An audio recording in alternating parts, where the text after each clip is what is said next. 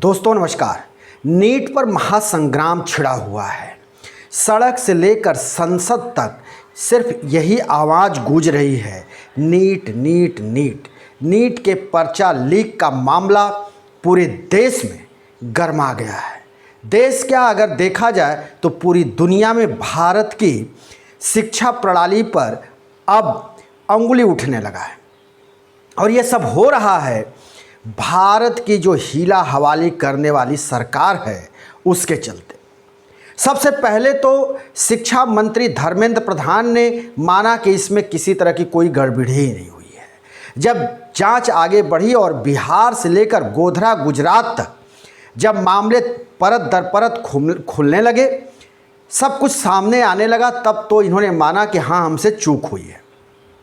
अब जब सदन चुन करके आ गया है, 18वीं लोकसभा की बैठक शुरू हो गई है, ऐसे में राष्ट्रपति के अभिभाषण के बाद जब शुक्रवार को सदन शुरू हुआ तो विपक्ष के नेता ने खड़े होकर अपनी बात रखनी चाहिए। तो उस दौरान माइक में बंद नहीं करता हूं, पूर्व में भी आपको व्यवस्था दी थी, यहाँ कोई बटन नहीं होता। सर माइक तो दे दीजिए। मैं आपको पूर्व में बता चुका हूं कि आप विषय राष्ट्रपति भाषण में रखें। अभी आपका नहीं सर, कोई हम रिकॉर्ड में नहीं जाएगा, इसलिए मेरा आग्रह है। उनको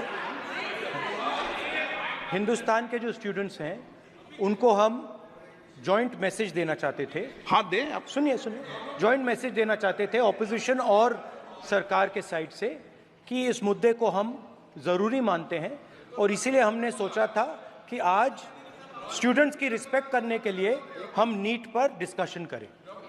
ठीक है, आप डेडिकेटेड डिस्कशन।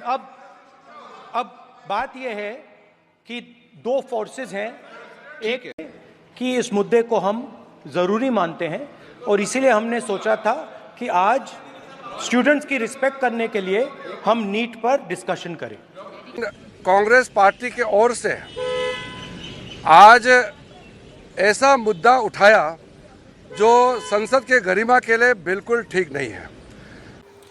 आपने देखा कि जैसे ही सदन की शुरुआत हुई, विपक्ष के नेता राहुल गांधी अपनी बात को रखने के लिए खड़े हुए और उन्होंने कहा कि बहुत ज़रूरी है, राष्ट्रपति अभिभाषण पर चर्चा से भी ज़रूरी है कि इस पक्ष और विपक्ष के तरफ से छात्रों को एक सकारात्मक मैसेज दिया जाए, क्योंकि वो बहुत परेशान हैं। उनको एक सकारात्मक मैसेज हम चाहते हैं कि दिया जाए, जिससे कि उनकी परेशानी दूर हो। इस पर क्या कार्रवाई होगी और आगे कैसे काम होगा, इस पर बात पहले होनी चाहिए। राष्ट्रपति अभिभाषण पर बाद में भी बात हो सकती है।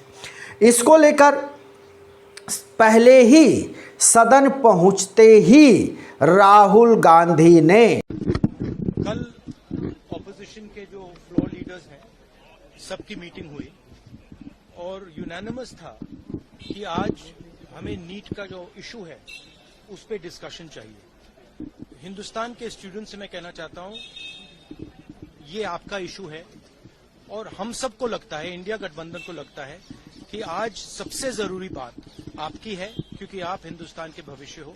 तो हमें लगा कि यहाँ पे पार्लियामेंट हाउस में नीट पे डिस्कशन हो और उसके बाद प्रेसिडेंट्स एड्रेस हो पाए। और मैं रिक्वेस्ट करता हूँ प्रधानमंत्री जी को कि ये युवाओं की इशू है और अच्छी तरह प्यार से डिस्कशन होना चाहिए, रिस्पेक्टफुली डिस्कशन होना चाहिए। हम रिस्पेक्टफुली करेंगे, आप भी डिस्कशन में ज्वाइन कीजिए, आप भी भाग लीजिए और रिस्पेक्टफुली, क्योंकि ये युवाओं का मामला है। तो हम चाहते हैं युवाओं को मैसेज मिले, घबराए हुए हैं, उनको ये नहीं मालूम कि क्या होने वाला है नीट में। तो पार्लियामेंट से मैसेज जाना चाहिए, उनको भरोसा मिलना चाहिए कि हिंदुस्तान की सरकार और हिंदुस्तान का ऑपोजिशन एक साथ मिलकर स्टूडेंट्स की बात कर रहा है। तो ये राहुल गांधी पूरी तरह से तैयार होकर के पहुंचे थे सदन, और सदन के अंदर जाने से पहले भी अपनी बात को स्पष्ट किया उन्होंने कि हम चाहते हैं कि सकारात्मक संदेश जाए और प्रेम से पक्ष और विपक्ष दोनों मिलकर नीट पर चर्चा करें और सकारात्मक संदेश देश को दिया जाए। लेकिन ये सब कुछ नहीं हुआ, क्योंकि जब जैसे ही सदन का संचालन शुरू हुआ और राहुल गांधी अपने जगह पे खड़े होकर ये मांग किए कि नहीं, स्थगन प्रस्ताव देकर कि पहले नीट पर चर्चा हो, बाकी विषयों पर बाद में चर्चा की जाएगी, तो वहाँ पर लोकसभा के अध्यक्ष ओम बिरला इसमें उन्होंने व्यवधान डाला। उन्होंने कहा नहीं नहीं, इसकी इजाज़त नहीं दी जाएगी। और ये पूरा देश जानता है कि ओम बिरला का इसके पहले का कार्यकाल कैसा रहा है, और कुछ उसी हिसाब से ओम बिरला 18वीं लोकसभा का भी संचालन करना चाहते हैं। लेकिन ये भूल जा रहे हैं कि ये 2019 से 2024 के बीच का विपक्ष नहीं है। आज का विपक्ष बहुत मजबूत विपक्ष है और लोकसभा स्पीकर की मनमानी वो नहीं चलने देगा, वो मनमानी लोकसभा के स्पीकर को नहीं करने देगा।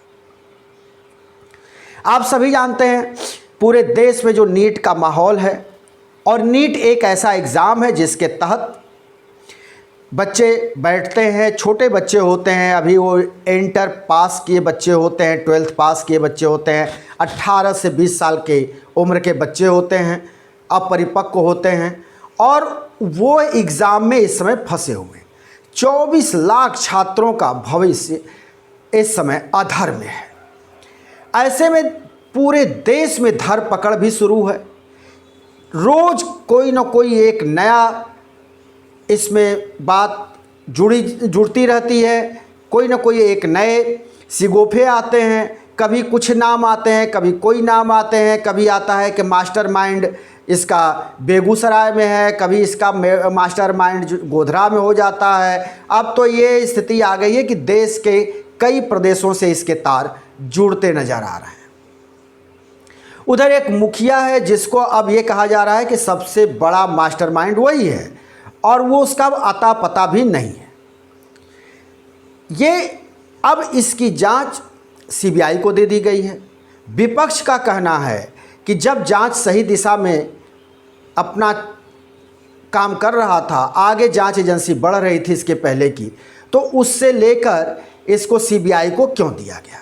यानी सीबीआई को देकर किसे बचाया जा रहा है? वो कौन बड़ी मछली है जिसको सीबीआई अब बचाने में जुटी है? ये भी सवाल के घेरे में है। उधर जो सबसे बड़ा सवाल खड़ा हुआ है वो ये है कि जो इस परीक्षा को कराने वाली संस्था है एनटीए, उस पर हमला बोल दिया है विपक्ष।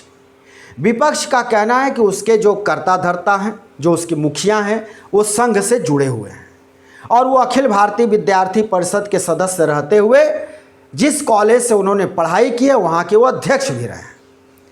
तो अब ये सब देखा जाए तो विपक्ष जो है इसके तार को धीरे धीरे वो सत्ता पक्ष के तरफ बढ़ाते हुए दिखाई दे रहा है। यानी सत्ता पक्ष इसमें इन्वॉल्व है या सत्ता पक्ष के सह पर संघ के लोग इसमें हैं और उसी संघ के लोगों को भारतीय जनता पार्टी बचा रही है।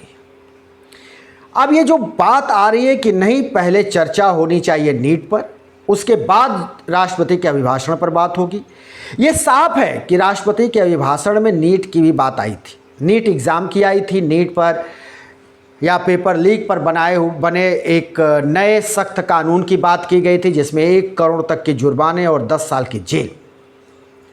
लेकिन उसी राष्ट्रपति के जो बात है, उनके अभी चर्चा पर जो बात आ रही है, उसमें राष्ट्रपति ने बहुत सारे ऐसी बातों को की जो सरकार के द्वारा लिखी गई स्क्रिप्ट को उन्होंने पढ़ा। और यही होता ही है कि अमूमन जो सरकार केंद्र में होती है उसी के स्क्रिप्ट को राष्ट्रपति पढ़ते हैं। अब उसमें बहुत सारे मिसलिनियस बातें हैं जो उसके ऊपर चर्चा करके क्या फ़ायदा होगा।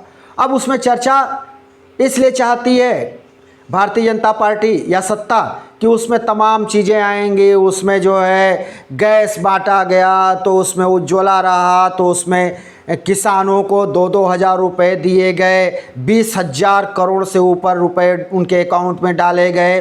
फिर उसके बाद जो है बात आ जाएगी कि इमरजेंसी पर चर्चा होगा। ये सब फालतू चर्चाएं करने के पक्ष में सत्ता है। सत्ता पक्ष को लगता है कि ये सब फालतू चर्चाएं की जाएंगी, उसमें समय जाया जाएगा और नीट पे थोड़ी बहुत जो है बोल करके और उसको इतिश्री कर दिया जाएगा। लेकिन विपक्ष आज का मजबूत है। विपक्ष नहीं चाहता है कि इस तरह से हीला हवाली वाली चर्चा हो। विपक्ष पूरी तरह से तैयार है कि नहीं, चर्चा दमदार होनी चाहिए।